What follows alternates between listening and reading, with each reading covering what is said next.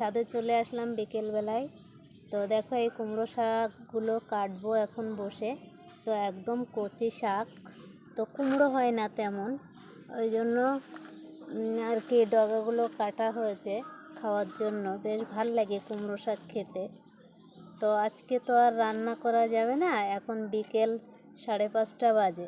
তো দেখো পাতাগুলোও খুব কচি, তো সেই জন্য বিকেলবেলায় এটা নিয়ে বসলাম।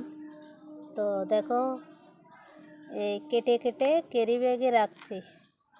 কেন বলো তো, এই প্লাস্টিকে রেখে এটা মুড়ে এটা ফ্রিজ করবো, এই জন্য প্লাস্টিক করছে। তো একদম লক লক করছে।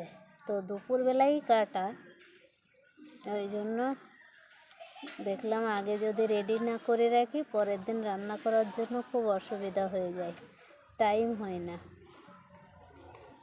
তো আজকে রেডি করে রেখে দিচ্ছি। তো কালকেও যদি না করি, যখনই মন চাইবে তখনই কিন্তু রান্না করতে পারবো।